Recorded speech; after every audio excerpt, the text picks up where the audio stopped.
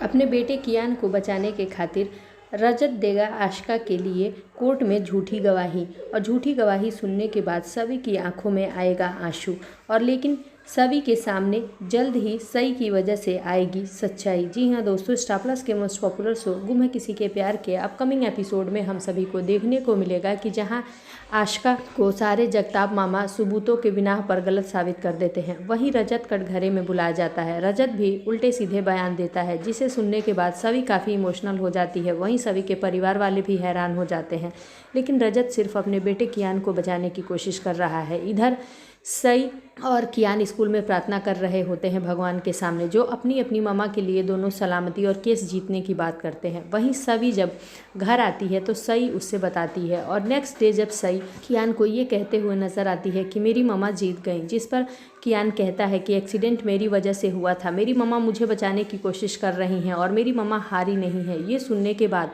सई को कुछ समझ में नहीं आता और वो सभी से जाकर पूछने लगती है। जैसा कि ऑलरेडी सबको पता होता है, कोर्ट में भी जगताप मामा ये साबित कर देते हैं कि वो कियान को गिफ्ट की हुई गाड़ी रहती है, लेकिन सई के मुंह से जब सभी को ये बात पता चलती है कि कियान गाड़ी चला रहा था और उसे उसकी मामा बचा रही है, तो कहीं ना कहीं सभी की शक की सुई रजत पर डोलने लगती है और अपने दिल की बात अमन से सभी शेयर करते हुए दिखाई देती है। और वहीं जगताप मामा को भी ये बातें बताती है। वहीं अमन पता लगाने की कोशिश करने लगता है, लेकिन रजत से पूछता है तो रजत उससे साफ साफ इनकार कर देता है। वहीं रजत की बातों पर अमन को भी डाउट होता है, जहां सभी को सच्चाई और रजत और आस्का के मुंह से ही सुनने को मिल जाती है। जैसा कि सभी किसी ऑफिस के काम से रजत के ऑफिस पहुंचती है। वहां जब ऑफिस में केबिन में पहुंचने ही वाली होती है, आशिका रजत से घबराई हुई कह रही होती है कि रजत कियान स्कूल बस ड्राइव कर रहा है, उसमें सारे बच्चों की जान खतरे में है। एक बार कियान ने गाड़ी चलाई तो सभी की आई का एक्सीडेंट हुआ। ये बातें सभी अपने कानों से सुन लेती है